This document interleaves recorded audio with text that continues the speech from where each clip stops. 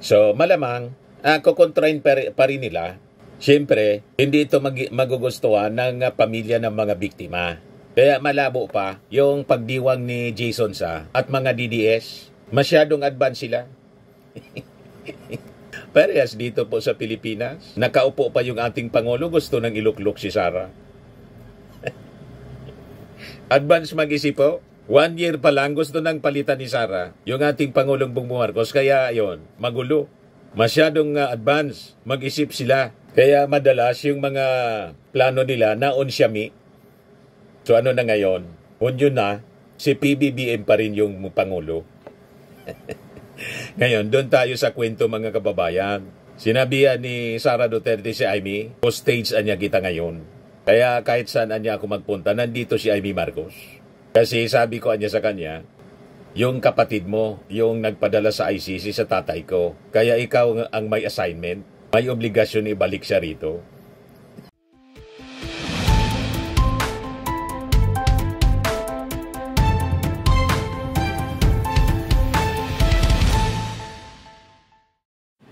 Hello po mga tugang, mga kababayan, mga manoy, mga manay. Ako po si Dante Maravillas, Bicolano broadcaster, journalist, blogger from Albay. Pag-usapan natin ngayon itong balita na si Digong daw uuwi na. I-release na si Digong. Binigyan po ng assignment mga kababayan ni Sara Duterte. Si Amy Marcos. Si Amy Marcos pala. Nang magbiyahe mga kababayan, si Sara Duterte papuntang Kuala Lumpur, Malaysia. Sumunod doon, wala na talagang kahiyan mga kababayan si Amy Marcos. Senator Judge siya. Dikit ng dikit kay Sara Duterte. Saan ka nakakitang Senator Judge na ganyan? Laging kasama yung akusado. Di ba, mga kababayan? Yan sabi dito. Para siyang naka-hostage. Itong si Senador Amy Marcos. Bibitawan ko lang siya kung maibalik niya si dating Pangulong Duterte sa Davao City. Kasi niya yung kapatid mo, si BBM, siyang nag-deliver sa tatay ko sa dahig. O ngayon, ang latest na balita mga kababayan, yung abogado ni Digong, si Attorney Nicholas Kaufman, nagpetisyon sa ICC. Ito ang balita, Rodrigo Duterte appeals for an interim release from ICC detention.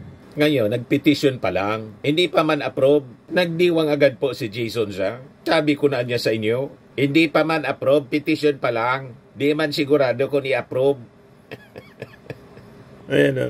Nag-post agad mga kababayan si Jason Sa. Did I not tell you that something big is happening very soon? Naganap na, lalaya na. Talaga itong si Jason Sa. Nawala na din sa hulog, naging kulto na talaga ni Digong. Paanong lalaya na? Nag-appeal pa lang. Sayang yung pagiging veteran journalist, broadcaster nitong si Jason Sa. Hindi pa nga ina-approve. Nag-file pa lang ng petisyon. Kung pwedeng pagbigyan yung interim release ni Digong. Pagkatapos, sasabihin mo, naganap na, lalaya na. Masyado kang assuming. Huwag ka munang magdiwang. Baka kasi, sabi dito sa amin, masubak, masibol. Hindi matuloy. Kasi siyempre, kukontrain ito ng mga abogado din, ng complainants. Ang sabi ni Atty. Kaufman, wala daw kasi na final na opposition. Wala pa. Isa din dito si Kaufman. Pero malamang sa malamang, kukontrain ito. Lalo't may admission si Kaufman ng krimen, mga kababayan, ni Digong. Yan sabi dito, the defense claimed that Duterte will not continue to commit crimes should his request for interim release is granted, saying he will be residing well outside the geographic scope of the alleged crimes, referring to the Philippines. So hindi ibabalik dito sa Pilipinas in case pagbibigyan yung petisyon. Pero tingnan ninyo, will not continue to commit crimes. So ang ibig sabihin, aminado na nakakommit ng crimes against humanity, yung mismong abogado, inamin niya. Malinaw sa pagkasulat niya. Iwan ko kung nag-iisip din itong si Nicholas Kaufman will not continue to commit crimes. So inako niya na may nagawang krimen kasi will not continue. You see, mga kababayan, ibigay ko muna sa inyo yung full story nito at pag-usapan natin mga kababayan. Pati yung sinabi ni Sara Duterte na hostage ko niya itong si Amy Marcos. Yun ang sabi niya doon sa Kuala Lumpur, Malaysia. Kasi yung kapatid niya, si BBM, siya yung responsible sa pagpadala sa ICC. Di si Amy Marcos niya, dapat siya yung magbalik sa tatay ko sa Davao City. Ganon mga kababayan. So ito yung balita ngayon sa Philippine Daily Inquirer at iba pang mga news outlets. Yan sabi sa ABS-CBN report, 50-50 odds that ICC will grant Duterte interim release. Victim's lawyer. 50-50 mga kababayan ang chance, pero masyadong advance yung pag-iisip niya, no? Nag-celebrate ka agad si Jason Sa, nagdiwang na. May diferensya talaga po. Nag-submit pa lang ng petisyon, nagdiwang na. So ito yung balita. Oh. Former President Rodrigo Duterte has formally appealed to the ICC for an interim release to an undisclosed country. Yung kanyang abogado na si Nicholas Kaufman ay siyang nag-file dated June 12, kahapon lang, noting that a specific government which was undisclosed and redacted in the document has expressed its advance and principled agreement to receive Duterte. May bansa na daw na, hindi dito sa Pilipinas, may bansa na daw na ready na tanggapin si Digong. Doon siya muna sa bansa, mga kababayan, na ready siyang tanggapin. Imbes na nakakulong sa detention cell ng ICC. Ano niya, Mr. Maravillas? Ang tingin mo? Napakaseryoso po ng kaso niya, crimes against humanity. Iwan ko lang kung pagbibigyan ng mga judges ng ICC. So sabi dito sa balita ng Inquirer, Mr. Rodrigo Roa Duterte respectfully request, in accordance with Article 60 of the Rome Statute, interim release to redacted. Hindi sinabi kung anong bansa. The government of hindi disclosed na bansa has expressed to the defense its advance and principled agreement to receive Mr. Duterte onto its territory for the term of his interim release and will act in accordance with its domestic law to implement such conditions as deemed appropriate by Pre-Trial Chamber 1. Sabi po sa appeal. So sabi dito sa balita, in the context of the ICC, an interim release, also known as provisional release, is a temporary discharge of an accused who the court has detained. To date, records show that the ICC has interim release agreements with the Kingdom of Belgium and the Argentine Republic. May interim release agreement daw sa Belgium tapos Argentina. Pero di man sinabi na doon i-release, doon mo na mag-stay si Digong kasi hindi pa man po approve. 50-50 nga ang tsansa na pagbibigyan siya, mga kababayan, ng mga judges ng ICC. Kaufman argued that Duterte did not meet any of the conditions niya to warrant for the pre-trial detention. Kaya gusto niya pagbigyan yung appeal na makalabas muna. Temporarily, makalabas muna si Digong. He likewise does not pose an objective risk of flight, nor is his arrest necessary to ensure the integrity of the investigations or to preclude the continued commission of crimes. So, in effect, mga kababayan, inamin ng abogado yung krimen ng kanyang kliyente. Malinaw, will not continue to commit crimes should his request for interim release is granted, saying he will be residing well outside of the geographic scope of the alleged crimes, referring to the Philippines. Di ba, mga kababayan, inamin na niya. Sa bagay, yung mga ebidensya po ng krimen ni Digong, yung kanyang EJK, pinagmamalaki pa niya sa Quadcom. Inamin niya. Tinuro pa nga si Bato. Death squad din niya yan. Yan, sa Quadcom investigation. Death squad niya yan. Proud na proud si Digong, mga kababayan, galing mismo sa kanyang bibig. Diniin niya yung kanyang sarili. So sabi dito sa balita, the defense said, the non-opposition of the prosecution is an indication of acceptance of the risk outlined under Article 58, 1B of the Rome Statute about being a flight risk, obstruction of justice, or continuation of crimes. So aside from not being a flight risk o tatakas siya, the defense assured that there will be no imperilment of proceedings since the case is not yet at an advanced stage of disclosure. In Duterte's access to confidential information is negligible. Dagdag pa ng defense na si Digong daw also agreed to refrain from public engagement and communications with persons outside his family and agreed to abstain from using the internet and other electronic devices including mobile phones. With this, Duterte's legal team appealed that the pre-trial chamber ordered Duterte's immediate release into a country undisclosed to the public under any conditions as deemed appropriate.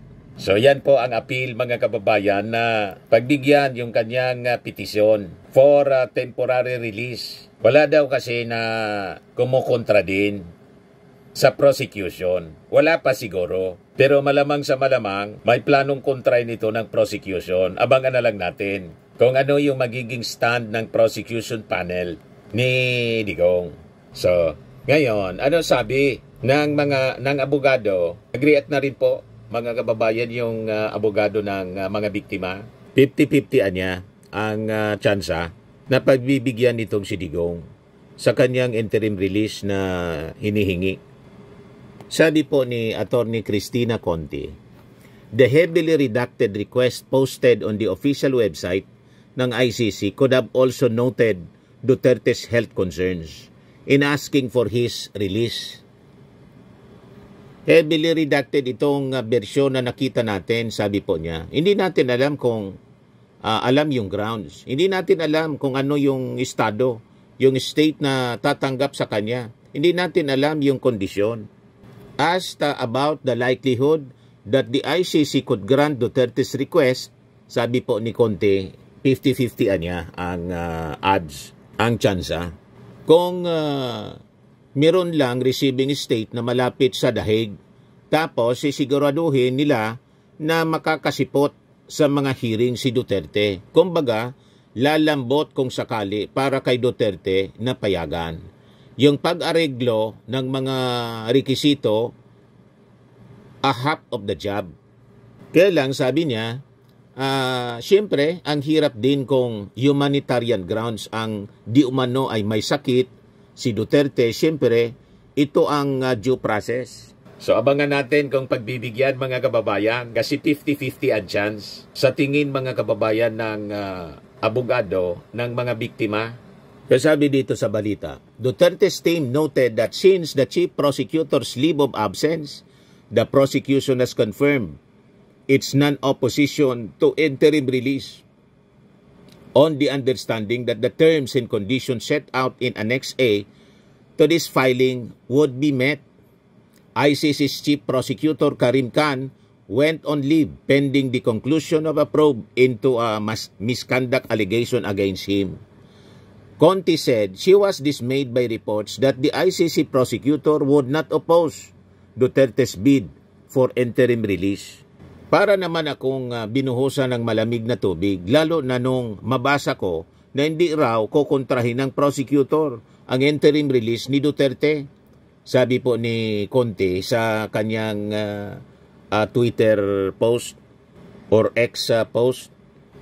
Magkukonsultahan kami ng mga biktima, kliyente, pero nung huling usap namin, hindi sila pabor sa anumang special treatment kay Duterte. So malamang, kukontrahin pa rin nila. Siyempre, hindi ito magugustuhan ng pamilya ng mga biktima. Kaya malabo pa yung pagdiwang ni Jason Sa at mga DDS. Masyadong advance sila. Parehas dito po sa Pilipinas. Nakaupo pa yung ating Pangulo, gusto nang iluklok si Sara. Advance mag-isip po. 1 year pa lang gusto nang palitan ni Sara yung ating Pangulong Bongbong Marcos. Kaya yon, magulo. Masyadong advance mag-isip sila. Kaya madalas yung mga plano nila naon siyami. So ano na ngayon? Yun na, si PBBM pa rin yung Pangulo. Ngayon, doon tayo sa kwento mga kababayan. Sinabihan ni Sara Duterte si Amy, hostage niya kita ngayon. Kaya kahit saan niya ako magpunta, nandito si Amy Marcos. Kasi sabi ko niya sa kanya, yung kapatid mo, yung nagpadala sa ICC sa tatay ko. Kaya ikaw ang may assignment, may obligasyon ibalik siya rito. Ibalik sa Davao City daw. Yan o, para siyang naka-hostage. Bibitawan ko lang siya kung maibalik niya si dating Pangulong Duterte sa Davao City, sabi ni Sara doon sa Malaysia. Tuwang-tuwa din si Amy Marcos, mga kababayan, habang pinaglalaroan siya ni Sara. Ginawang alalay, mga kababayan. Ito yung report ng Abante News Online. Pakinggan natin yung sinasabi ni Sara dito. Inimbita ko si Senator Amy Marcos. Kung saan man ako pumupunta, dinadala-dala ko siya. Kasi sinasabi ko sa kanya, hindi ako ang magbabalik kay dating Pangulong Duterte sa Pilipinas.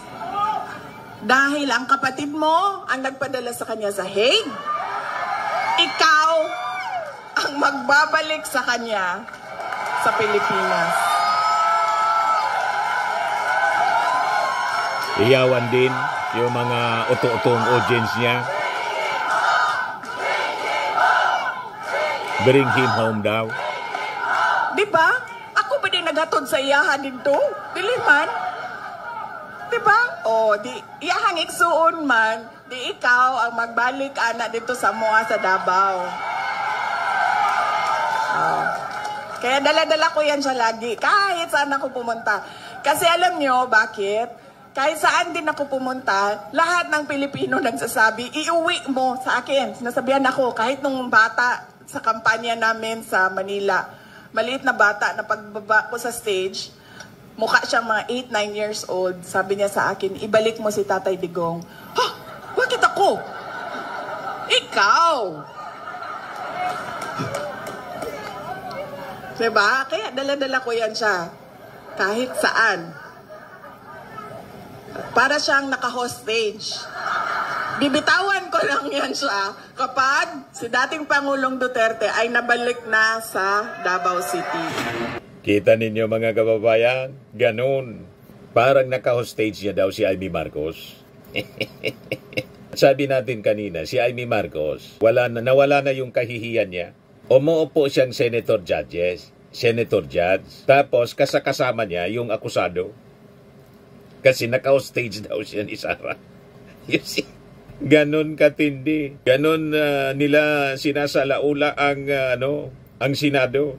Nawala na yung delikadesa po ng marami sa ating mga senador. Yung 18 Judas Balasubas, sabi ni Father Flavi Villanueva.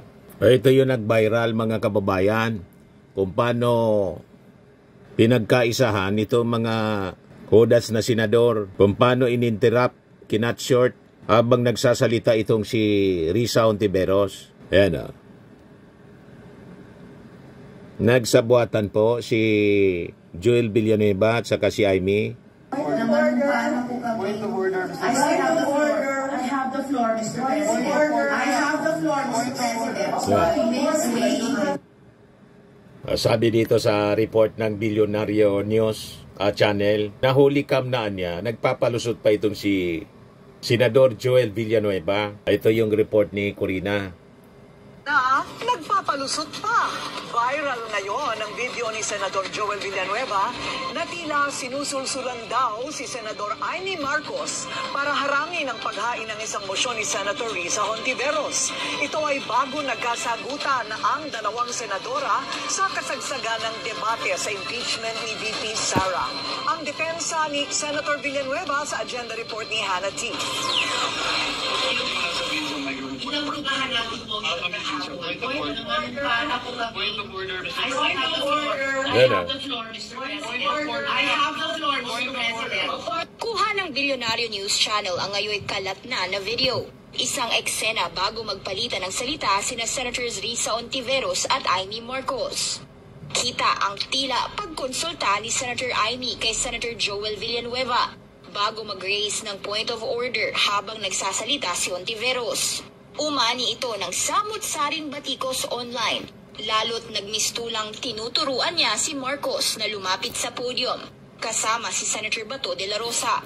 Pero, paano nga ba ito nangyari noong June 10? Una na kasing nagmosyon si de la Rosa na i-dismiss na ang impeachment complaint laban kay VP Sara. I respectfully move Nag-abogado na si Bato, hindi man abogado. Constitutional infirmities and questions on the jurisdiction and authority. Grabe, sobrang. Talagang sinalaula na po nila yung institusyon. Ganon katindi itong mga senador ni Digong. Yes, sari-sari yung reaksyon ng mga tao. Sabi ni Felocido. Tapos sasabihin nyo, dito sa Pilipinas litisin si Digong. Di ganyan din ginawa nyo. Tama. Kaya tamang diniliber si Digong po sa ICC. Kasi yung mga galamay niya, nagkalat yung mga galamay niya, pati sa Senado, mga kababayan. Sabi ni Rodi Mission, huli ka na, Senator Joel, nasira na ang tiwala ng tao sa inyo.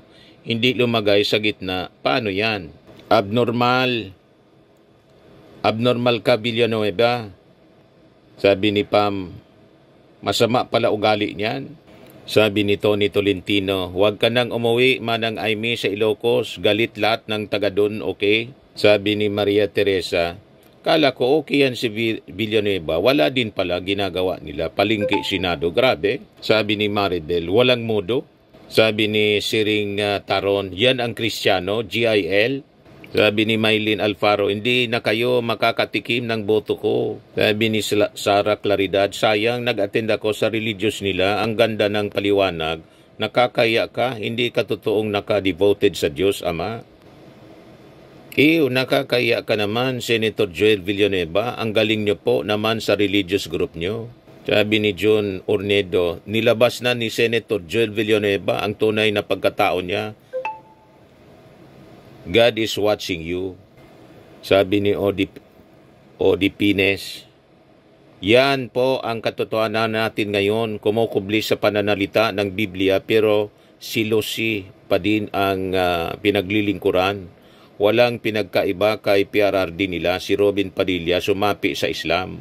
Sabi ni Christina, lumabas ng tunay na kulay ni Joel Villanueva, yan ba ang turo nyo, Mr. Senador? Sa mga kasama nyo sa GIL, kasamaan.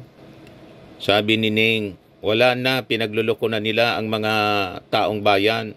Ang dali naman desisyon na nila.